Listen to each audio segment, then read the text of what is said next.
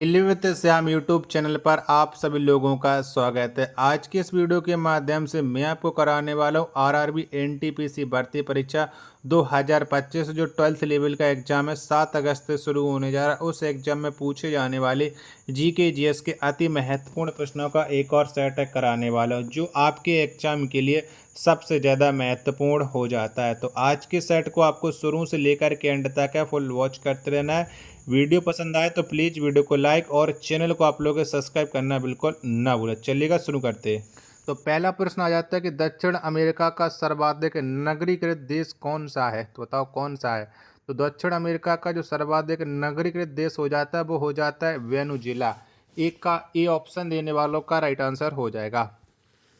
प्रश्न संख्या 2 आ जाता है कि सांख्य दर्शन का संस्थापक किसे माना जाता है। तो बताओ कौन माने जाते हैं सांख्य दर्शन के संस्थापक। दूसरे नंबर प्रश्न का राइट आंसर क्या हो जाएगा। तो ये कपिल मुनि को माना जाता है। 2 का 80 ऑप्शन देने वालों का करेक्ट आंसर हो जाएगा। प्रश्न संख्या 3 आ जाता है आपके सामने कि सबसे छोटा केंद्र शासित प्रदेश कौन सा है। तो बताओ इनमें से कौन सा है सबसे छोटा केंद्र शासित प्रदेश। प्रश्न संख्या 3 का राइट आंसर क्या हो जाएगा। तो ये हो जाता है लक्षद्वीप। 3 का बी ऑप्शन देने वालों का राइट आंसर हो जाएगा। प्रश्न संख्या 4 है कि उज्जैन का प्राचीन नाम क्या था। तो बताओ इनमें से कौन सा था उज्जैन का प्राचीन नाम। तो अवंत का ये उज्जैन का प्राचीन नाम हो जाता है। 4 नंबर प्रश्न का ए ऑप्शन देने वालों का करेक्ट आंसर हो जाएगा।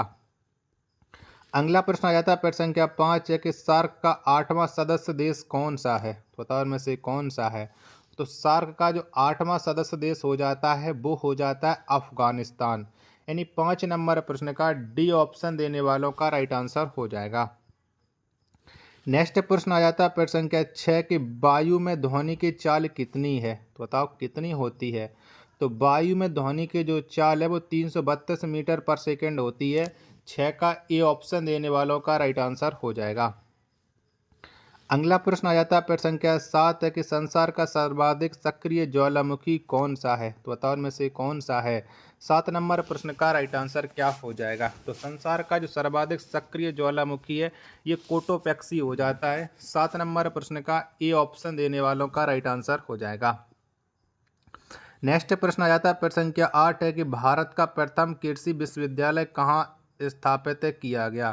तो बताओ कहाँ पर स्थापित हुआ था भारत का पहला कृषि विश्वविद्यालय। 8 नंबर प्रश्न का राइट आंसर क्या हो जाएगा। तो ये पंतनगर में हुआ था। 8 का बी ऑप्शन देने वालों का राइट आंसर हो जाएगा। प्रश्न संख्या 9 आ जाता है कि फॉरेस्ट रिसर्च इंस्टीट्यूट कहाँ स्थित है। तो बताओ ये कहाँ पर स्थित हो जाता है। 9 नंबर प्रश्न का राइट आंसर क्या हो जाएगा। तो फॉरेस्ट रिसर्च इंस्टीट्यूट ये देहरादून में स्थित हो जाता है। 9 नंबर प्रश्न का डी ऑप्शन देने वालों का राइट आंसर हो जाएगा। अगला प्रश्न प्रश्न संख्या 10 आ जाता है कि एशिया का प्रथम इंजीनियरिंग कॉलेज कहाँ स्थापित किया गया। तो बताओ कहाँ पर स्थापित किया गया था।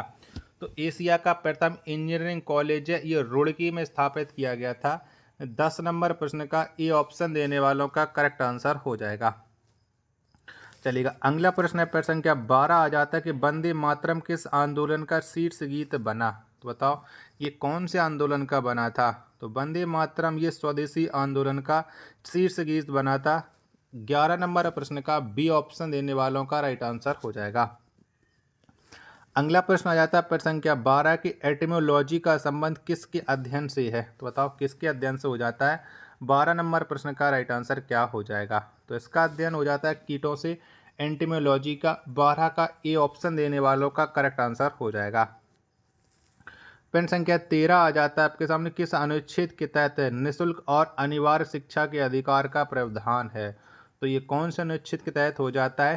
13 नंबर प्रश्न का राइट आंसर क्या हो जाएगा। तो ये अनुच्छेद 21 ए के तहत हो जाता है। 13 का सी ऑप्शन देने वालों का राइट आंसर हो जाएगा।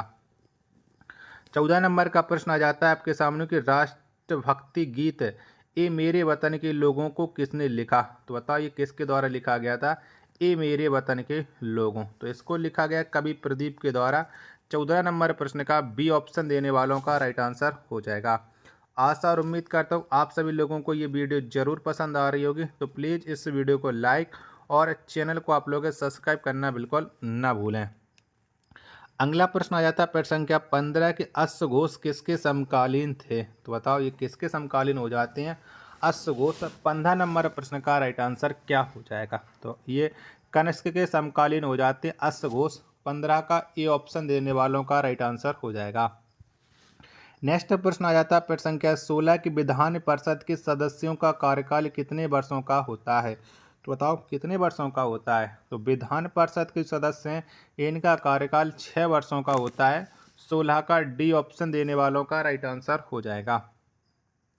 अगला प्रश्न आ जाता है आपके सामने प्रश्न संख्या 17 किस अनुच्छेद के तहत राज्यपाल को अपराध के लिए क्षमादान देने की शक्ति प्राप्त है। तो बताओ कौन से अनुच्छेद के तहत है राज्यपाल क्षमादान दे सकता है। 17 नंबर प्रश्न का राइट आंसर क्या हो जाएगा, तो अनुच्छेद 161 के तहत है राज्यपाल को क्षमादान देने की शक्ति प्राप्त है। 17 का बी ऑप्शन देने वालों का राइट आंसर हो जाएगा। 18 नंबर का प्रश्न आ जाता है आपके सामने कि पवनार आश्रम की स्थापना किसने की। तो बताओ ये स्थापना किसके द्वारा की गई थी, पवनार आश्रम की। 18 नंबर प्रश्न का राइट आंसर क्या हो जाएगा, तो इसकी स्थापना विनोबा भावे ने की थी। 18 का बी ऑप्शन देने वालों का राइट आंसर हो जाएगा।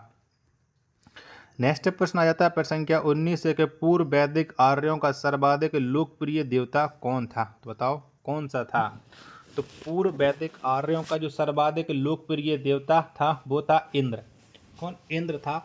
19 नंबर प्रश्न का डी ऑप्शन देने वालों का राइट आंसर हो जाएगा। वीडियो पसंद आ रही होगी तो प्लीज़ इस वीडियो को अपने दोस्तों के पास ज़्यादा से ज़्यादा शेयर कर दीजिएगा, जिससे वो भी लोग हमारे साथ जुड़ जाएं और उन्हें मैं पीवाई के प्रश्न कराऊंगा तो वो भी लोग पीवाई के प्रश्न करते रहें। 20 नंबर का प्रश्न आ जाता है कि भारत की वैज्ञानिक एवं औद्योगिक परिषद के प्रथम अध्यक्ष कौन थे। तो बताओ कौन थे। 20 नंबर प्रश्न का राइट आंसर क्या हो जाएगा। 20 के चारों ऑप्शन आपकी स्क्रीन पर शो रहा है, तो ये थे पंडित जवाहरलाल नेहरू। 20 का ए ऑप्शन देने वालों का राइट आंसर हो जाएगा।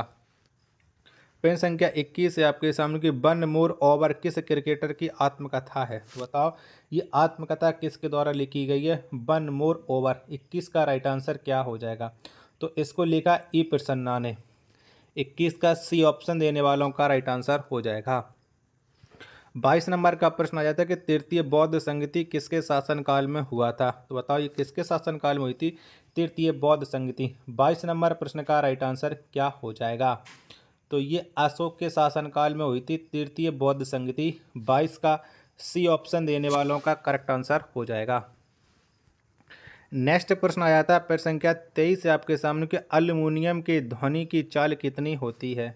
तो बताओ कितनी होती है एल्युमिनियम के ध्वनि की चाल। 23 नंबर प्रश्न का राइट आंसर आपको देना है, तो इसकी जो चाल है वो 6420 मीटर पर सेकेंड होती है।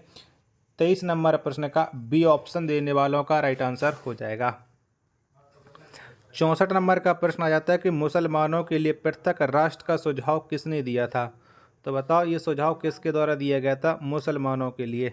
24 नंबर प्रश्न का राइट आंसर क्या हो जाएगा, तो ये सुझाव दिया गया था मोहम्मद इकबाल के द्वारा। 24 का सी ऑप्शन देने वालों का करेक्ट आंसर हो जाएगा। 25 नंबर का प्रश्न आ जाता है कि नागालैंड की राजधानी कहाँ है। तो बताओ इनमें से कहाँ पर स्थित हो जाती है नागालैंड की राजधानी। 25 नंबर प्रश्न का राइट आंसर क्या हो जाएगा, तो कोहिमा हो जाती है नागालैंड की राजधानी। 25 का बी ऑप्शन देने वालों का एकदम से करेक्ट आंसर हो जाएगा।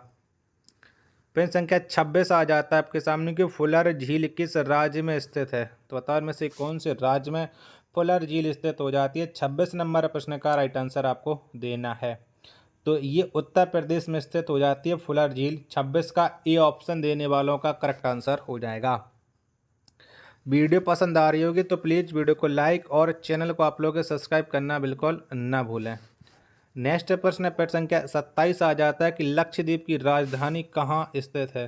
तो बताओ कहाँ पर स्थित है लक्षद्वीप की राजधानी। 27 का आंसर आपको देना है कि 27 का राइट आंसर क्या हो जाएगा, तो ये कावारत्ती हो जाती है लक्षद्वीप की राजधानी। 27 का बी ऑप्शन देने वालों का राइट आंसर हो जाएगा। 28 नंबर का प्रश्न कि लोहा में ध्वनि की चाल कितनी होती है। तो बताओ कितनी होती है। 28 का राइट आंसर, तो लोहा में जो ध्वनि की चाल है ये 5130 मीटर पर सेकेंड होती है। 28 का सी ऑप्शन देने वालों का करेक्ट आंसर हो जाएगा। 29 नंबर का प्रश्न आ जाता है, कुकिंग गैस का प्रमुख घटक कौन सा है? तो बताओ इनमें से कौन सा हो जाता है? तो कुकिंग गैस का जो प्रमुख घटक हो जाता है वो हो जाता है आपका प्रोपेन प्लस ब्यूटेन, यानी 29 का ए ऑप्शन देने वालों का राइट आंसर हो जाएगा।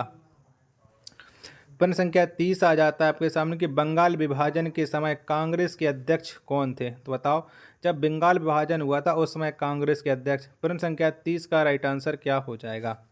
तो ये थे गोपाल कृष्ण गोखले। 30 का सी ऑप्शन देने वालों का राइट आंसर हो जाएगा। नेक्स्ट प्रश्न आ जाता है प्रश्न संख्या 31 से, गुजरात की राजधानी कहाँ है? तो बताओ इनमें से कहाँ पर है गुजरात की राजधानी? तो ये गांधीनगर हो जाती है गुजरात की राजधानी। 31 का बी ऑप्शन देने वालों का राइट आंसर हो जाएगा। प्रश्न संख्या 32 से आपके सामने कि जल में ध्वनि की चाल कितनी होती है? तो बताओ कितनी होती है? 32 नंबर प्रश्न का राइट आंसर क्या हो जाएगा? तो जल में जो ध्वनि की चाल है वो 483 मीटर पर सेकेंड होती, 1483 मीटर पर सेकेंड होती है। 32 का सी ऑप्शन देने वालों का करेक्ट आंसर हो जाएगा। प्रश्न संख्या 33 आ जाता है कि वाद्य यंत्र तबला का प्रचलन किसने किया था? तो बताओ ये प्रचलन किसके द्वारा किया गया था? वाद्य यंत्र तबला का। 33 नंबर प्रश्न का राइट आंसर क्या हो जाएगा? तो ये आमिर खुसरो ने किया था। 33 का बी ऑप्शन देने वालों का राइट आंसर हो जाएगा। 34 नंबर का प्रश्न आ जाता है, खजुराहो के प्रसिद्ध मंदिरों का निर्माण किसने करवाया था? तो बताओ किसके द्वारा ये निर्माण करवाए गए थे खजुराहो के प्रसिद्ध मंदिर? 34 का राइट आंसर क्या हो जाएगा? तो चंदेल शासकों ने करवाए थे। 34 का ए ऑप्शन देने वालों का राइट आंसर हो जाएगा। 35 नंबर का प्रश्न आ जाता है कि छत्तीसगढ़ की राजधानी कहाँ है? तो बताओ इनमें से कहाँ पर है छत्तीसगढ़ की राजधानी? 35 नंबर प्रश्न का राइट आंसर क्या हो जाएगा? तो अटल नगर हो जाती है छत्तीसगढ़ की राजधानी। 35 का बी ऑप्शन देने वालों का राइट आंसर हो जाएगा।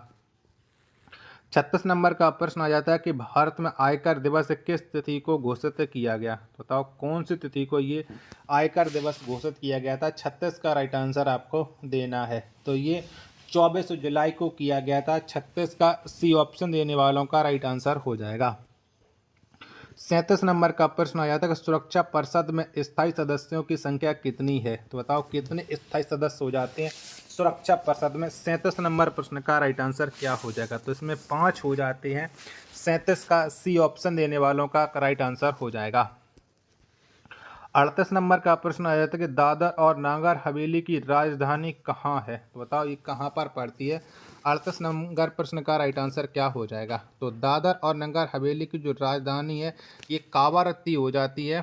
38 का बी ऑप्शन देने वालों का राइट आंसर हो जाएगा। 39 नंबर का प्रश्न आ जाता है आपके सामने कि स्वतंत्र भारत के प्रथम भारतीय गवर्नर जनरल कौन थे? तो बताओ कौन थे? तो स्वतंत्र भारत के प्रथम भारतीय गवर्नर जनरल ये सी राजगोपालाचारी थे। 39 का बी ऑप्शन देने वालों का राइट आंसर हो जाएगा। आशा और उम्मीद करता हूँ आप सभी लोगों को ये वीडियो ज़रूर पसंद आई होगी। तो प्लीज़ आप सभी लोग इस वीडियो को लाइक और चैनल को आप लोग सब्सक्राइब करना बिल्कुल ना भूलें। मिलते हैं नेक्स्ट वीडियो के साथ, तब तक के लिए धन्यवाद। जय हिंद, वंदे मातरम।